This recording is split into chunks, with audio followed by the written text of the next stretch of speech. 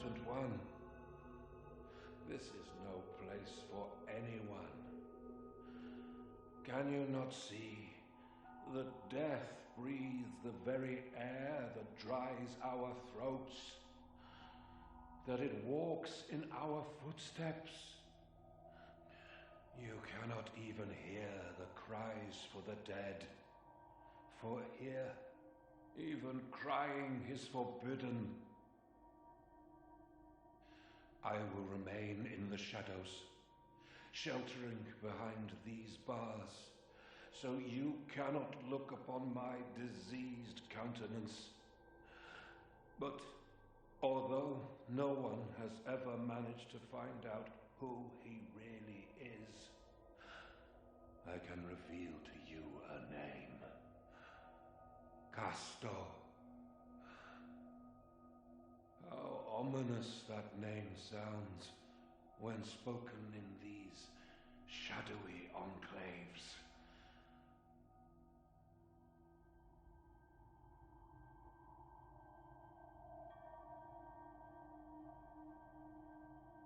I may have something for you.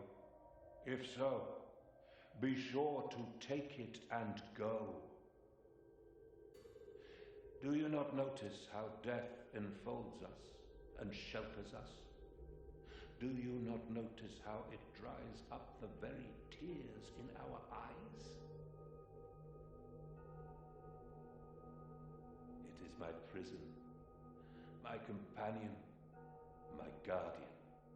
For all that is dead accompanies me, and all that is not yet dead will soon die and wither by my side.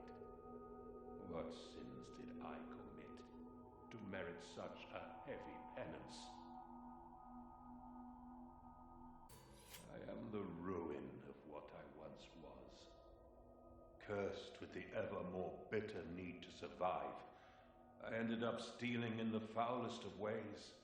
I stole from the rich. I stole from the poor. I even stole from the dead. What crime can there be in taking possession of what no longer has a master?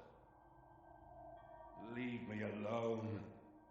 I feel something devouring me inside, like flies swarming over a dead body. And so it was that I managed to get into a house that appeared to be uninhabited. Inside, I found an elderly woman lying on her bed. She had been dead for some time. There was no one standing vigil over her. She was alone, alone in the deep sleep of death.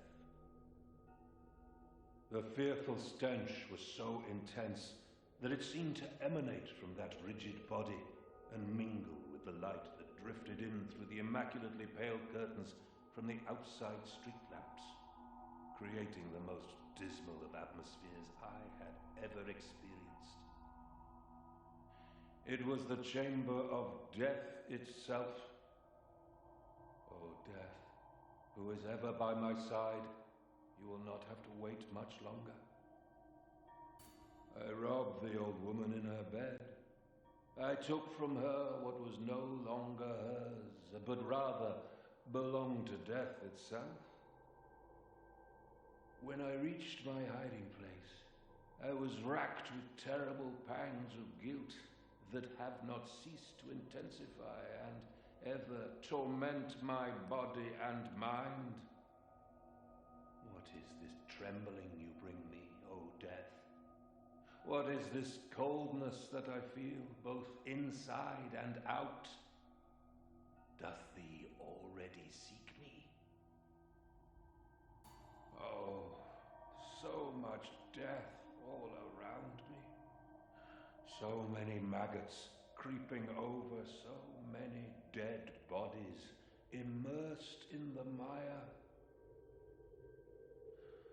So many flies announce the arrival of the rotting queen with their mournful dances and incessant buzzing. You have acquired the last of my goods. However, we never know when the miracle will bestow new blessings upon us.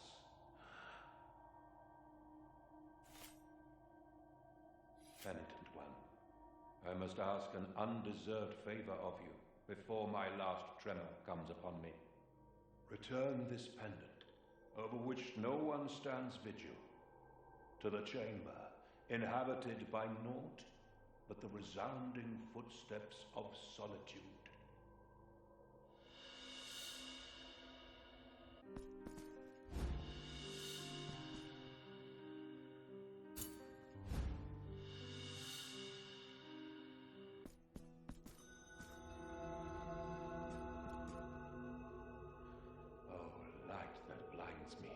Yet fills me with sheer joy.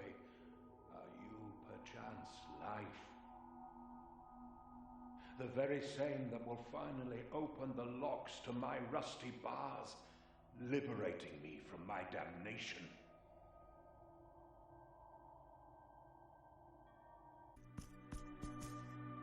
Welcome back. The flowers of morning that bloom at our feet are nothing but your guilt made manifest and exuded. But the beauty of each bud conceals a thorn in my side, a penance that I carry with exultation that brings me closer to my purpose, and perchance to yours. It pleases me to see you again, penitent one. Behold, you are witnesses to the free will of your own guilt. Is it not beautiful? An immaculate form, born of parents baptized in sin. New shoots spring forth, penitent one.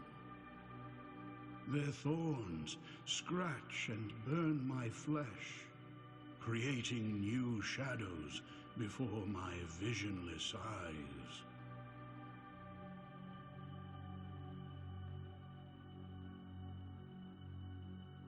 But I will not depart, for thus was my purpose set down.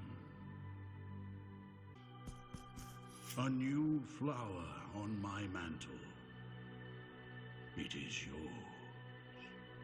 I feel the guilt flow into me on the wings of frigid tremors, and my spirit seems numb.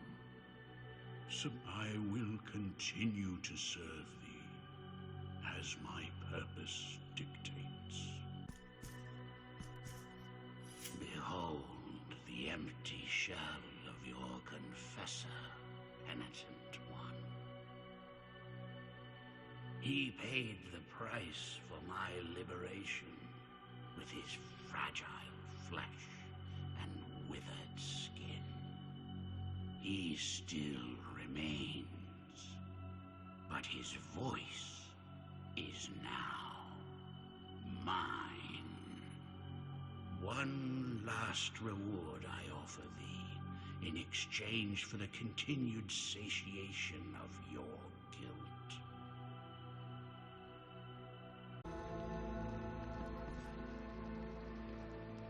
The highest on high welcomes thee. Above, dark clouds gather and swirl in vile serpentine dances. The child is born. This waiting, this endless waiting, has been my penance. The original penance, as old as the miracle itself. It appointed me first among penitents, perpetual by its grace, perpetual in awaiting you an eternity. My miracle, heed my prayer. Grant me thine blessing to fulfill thine holy command.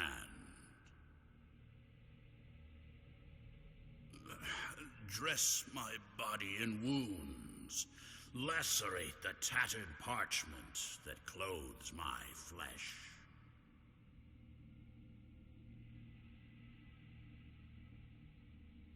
For I am the first penitent, and you shall be the last.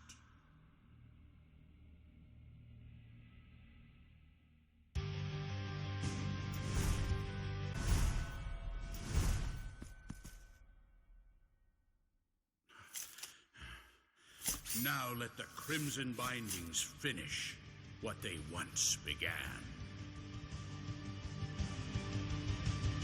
My penance is far from over.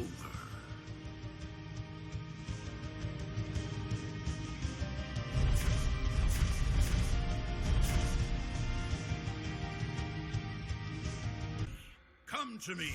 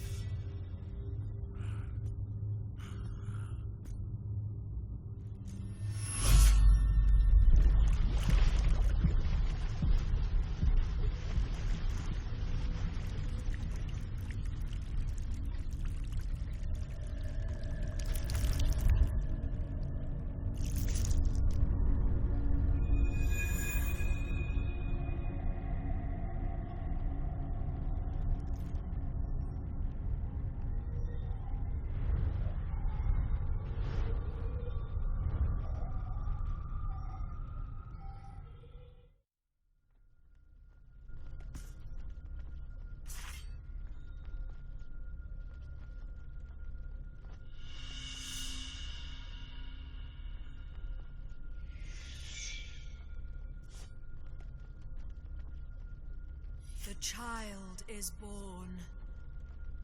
The clouds open up before thee and shed crimson tears. Thus begins the work of the High Dramatist.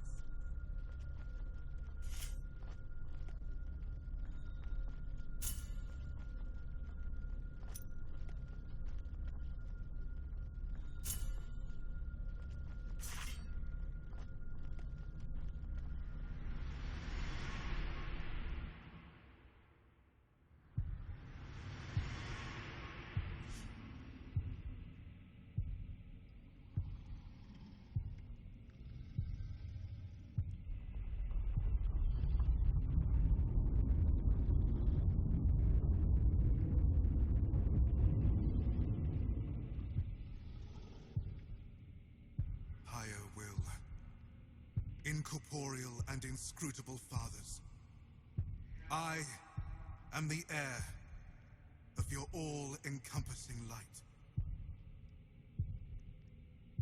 Devotion itself, embodied in weathered flesh and gilded filigree. Your magnum opus. Though I am crowned with your glory, why do you censure my presence alongside you? What is this obscure darkness of unanswered cries that prevents me from understanding the purpose of my birth? Are the same crimson clouds that heralded my welcome the grave omen of your judgment? If this confrontation is proof of thy dignity of your glory, then so be it.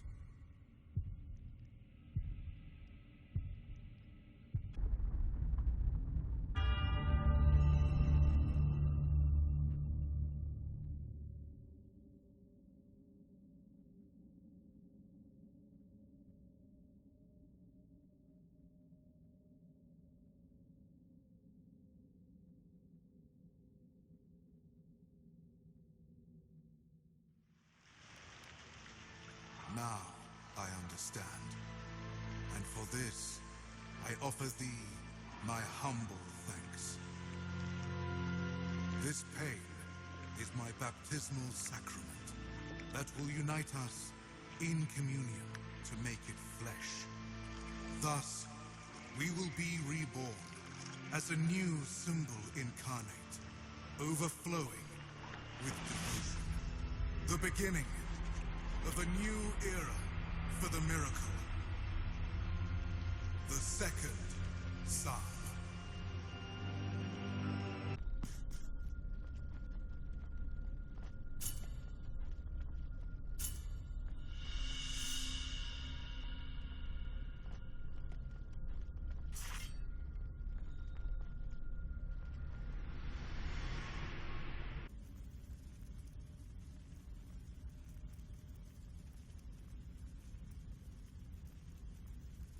Doth thou respond to my pleas with pain? Pain in the flesh.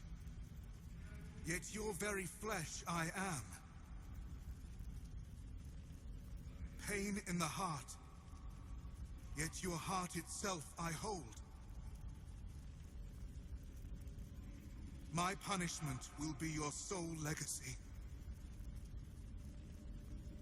And I shall die. I shall die reconciled with the mystery of my birth.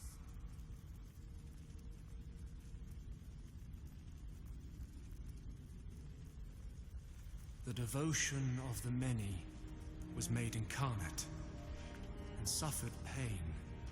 The affliction cometh to an end, for the icon falls, and with it, the miracle's designs, and its will so capricious.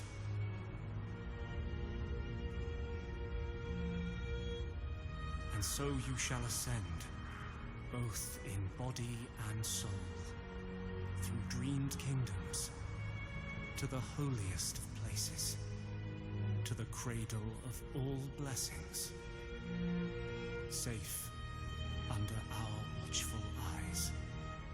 And once there, you will be captured within the ancient canvas of light and time.